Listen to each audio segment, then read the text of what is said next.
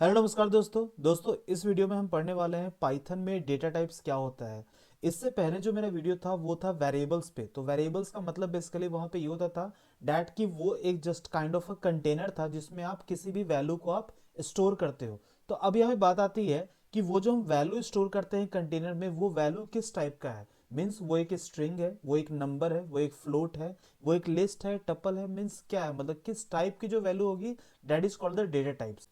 तो पाइथन में हमारे पास ये सारे डेटा टाइप्स होते हैं। आप यहाँ पे देख रहे होगे अगर हमारे पास अगर टेक्स्ट की रिक्वायरमेंट है, अगर हमें टेक्स्ट लिखना है तो वहां पे स्ट्रिंग होता है। मैंने लास्ट वीडियो में ये भी बताया था डैट की सिंगल कैरेक्टर के लिए यहाँ पे कैर नहीं यूज होता है, यहाँ पे str ही यूज होगा।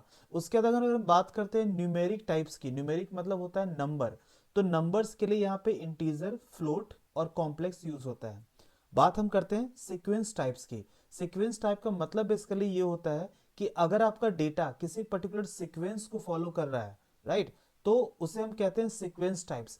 लिस्ट, टपल, रेंज, इन सब के बारे में हम डिटेल में, means list, tuple, range, dictionary, set, इन सब के बारे में हम डिटेल में ही पढ़ेंगे क्योंकि पाइथन की ये बहुत ही इंपॉर्टेंट टॉपिक है और इसे हम अलग अलग हम पढ़ने वाले हैं। बात हम करते हैं mapping type. Mapping type data type का मतलब ये होता है, मीन्स लेट अस सपोज मैं कहता हूं कि मेरा नाम अंकुर है, मेरे यूट्यूब चैनल का नाम अंकुर राज कॉन्सेप्ट्स है, मेरी लोकेशन जयपुर है। तो यहाँ पे ये जो मैंने बताया जैसे नेम, तो नेम और उसके बाद उसकी वैल्यू।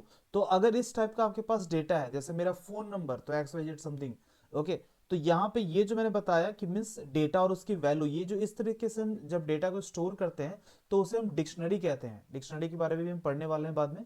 उसके बाद बात आती है सेट टाइप्स की। तो सेट टाइप्स में दो होते हैं, सेट और फ्रोजन सेट होते हैं। दोनों में एक बेसिक सा डिफरेंस होता है जिसको हम पढ़ेंगे।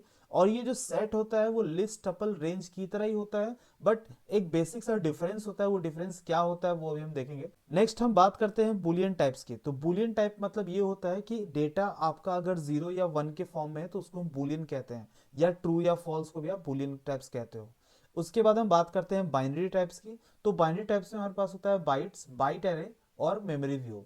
उसके बाद आता है डेटा हमारे पास नॉन टाइप। देखो नन टाइप में बेसिकली क्या होता है, एक वैल्यू होती है जीरो, एक होता है नन। तो दोनों में डिफरेंस है। अगर मैं जीरो बोलता हूं तो वहां पे क्या होता है कि उसके जीरो, जीरो भी एक वैल्यू है। जैसे अगर मैं कहता हूं कि किसी स्टूडेंट के 0 मार्क्स आए एग्जाम में, तो 0 मार्क्स आए मतलब वो एग्जाम तो दिया है लेकिन वो फेल कर गया, 0 मार्क्स आए। अगर मैं कहता हूं कि नल, वहां पे मतलब वो स्टूडेंट था ही नहीं, एबसेंट था। तो दोनों में काफी डिफरेंस हो जाता है। तो चलिए दोस्तों इसको हम एक बार प्रैक्टिकली भी परफॉर्म कर लेते हैं। यहाँ मैं अपने वीएस कोड में आ गया हूँ और मैंने यहाँ पे एक ऑलरेडी एक फाइल बना रखी है, data type dot p Y.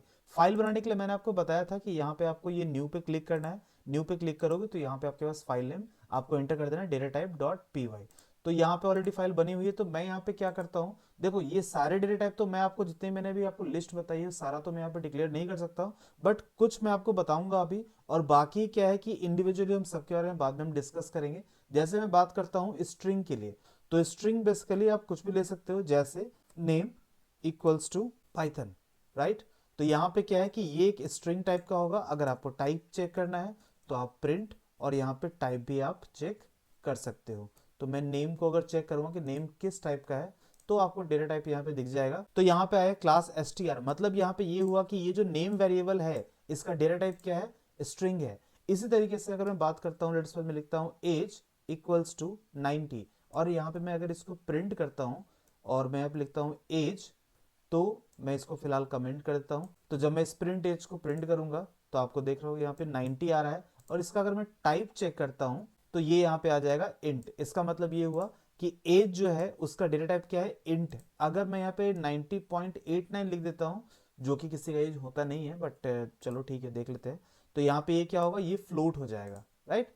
अब मैं यहाँ पे बात करता हूँ डैट कोई भी और डेटा टाइप ले लेते हैं। जैसे मैं आपको एक लिस्ट डिक्लेयर करके अभी बताऊंगा, वैसे लिस्ट टपल सेट जो मैंने अभी आपको बताया उसे हम ऑलरेडी पढ़ेंगे, बट फिर भी मैं एक लिस्ट यहाँ पे डिक्लेयर करता हूँ, फ्रूट्स इक्वल्स टू, लिस्ट में मैं स्क्वायर ब्रैकेट से हम डिनोट करते हैं। मैंने यहाँ पे लिख दिया एप्पल, बनाना, कीवी, चूंकि ये स्ट्रिंग है तो मैं इसको डबल इन्वर्ट कॉमा के अंदर रखता हूँ। और यहाँ पे लिस्ट में क्या है कि कोई जरूरी नहीं कि आप सिर्फ स्ट्रिंग ही लिखोगे। मैं यहाँ पे क्या कर सकता हूँ, मैं यहाँ पे नंबर भी एंटर कर सकता हूँ। लेट्स सपोज 89 मैंने डाल दिया, ओके।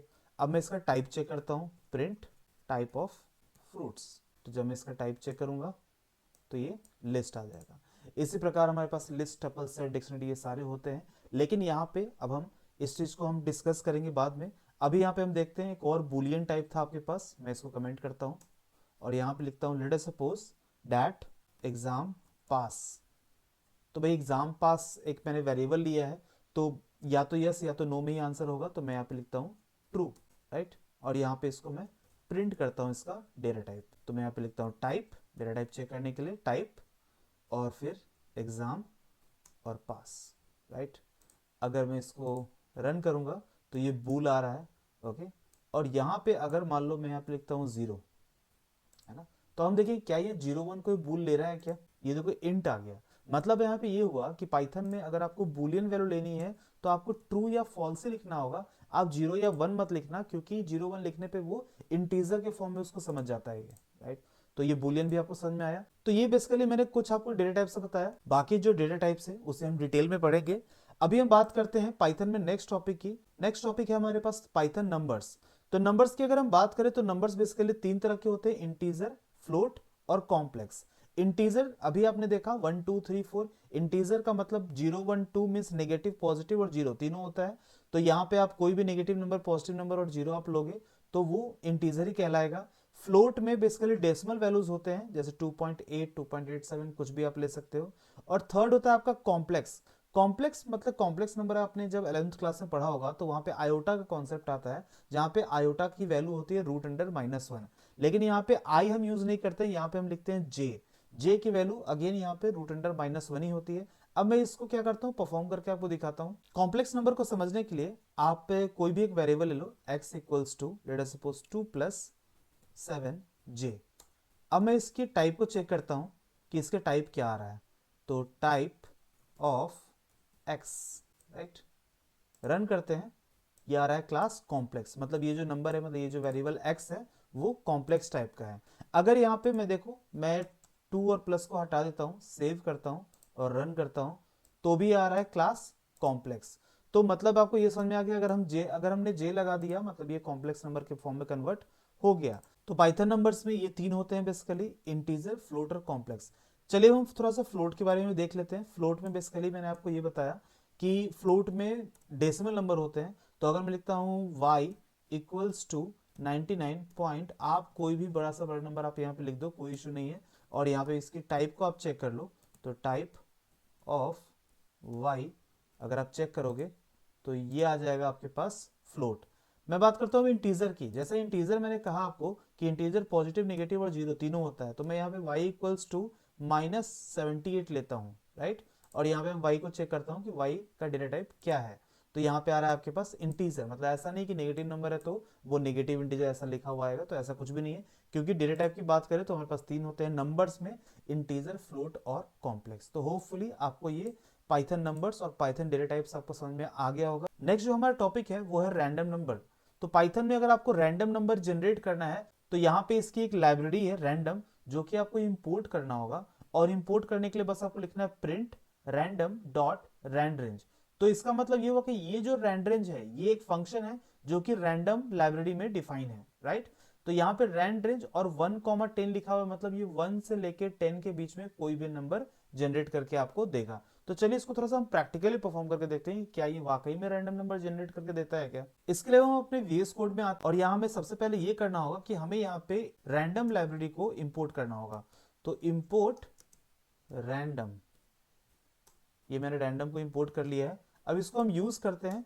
तो मैं यहाँ पे क्या करता हूँ, मैं यहाँ पे प्रिंट करता हूँ directly, print random dot rand range, और यहाँ पे रेंज देता हूँ मैं 1 to 5। मैंने बहुत ही छोटा सा रेंज दिया है जानबूझ के। अब इसको मैंने रन किया तो ये 1 आया, है ना। मैंने आपको बताया कि ये 1 से 5 मतलब ये स्टार्टिंग पॉइंट हो गया, ये एंड पॉइंट हो गया, इसके बीच में कोई वैल्यू देगा ये। अभी मैं इसको वापस से रन कर रहा हूँ, 1 ही आ रहा है। अब 3 आ रहा है, अब 3 आया, 2 आया, 2 आया, 1 आया, है ना, 4 आ गया, राइट, 1 आ गया। तो यहाँ अगर आप देख रहे होगे तो अभी क्या है ना कि हमारे पास रेंज बहुत छोटी सी है, तो इसलिए हमारे पास रैंडम नंबर्स मतलब बार बार रिपीट भी हो रहे हैं। तो यहाँ पे अगर मैं 25 कर दूं, है ना, थोड़ा सा रेंज को मैं बड़ा कर देता हूँ, तो अब देखो ये मेरे हिसाब से नंबर ये रिपीट नहीं करेगा। 7 16 18 11 20 5 23, है ना, 23 दो बार आ गया, 21। तो ये क्या है, ये आपके पास रैंडम नंबर आपको जनरेट करके देता है। बस आपको ध्यान में ये रखना है कि आपको ये रैंडम को आपको इंपोर्ट करना है। तो आप यहाँ से रैंडम को इंपोर्ट करोगे, जो कि एक यहाँ पे लाइब्रेरी है पाइथन की, और उसके अंदर एक फंक्शन डिफाइन है रैंड रेंज, उसको आपको यूज करना है। चूंकि फंक्शन इसलिए आपको आगे ब्रैकेट लगाना है और यहाँ पे स्टार्टिंग वैल्यू और यहाँ पे एंड वैल्यू आपको लिखनी है। तो होपफुली आपको पाइथन में डेटा टाइप्स, पाइथन में नंबर्स और रैंडम नंबर हम कैसे जनरेट करते हैं ये आपको समझ में आ गया होगा। आपको कोई भी डाउट हो तो आप प्लीज कमेंट बॉक्स में कमेंट करें या व्हाट्सएप ग्रुप में आप मुझे क्वेश्चंस भेजें। Thank you.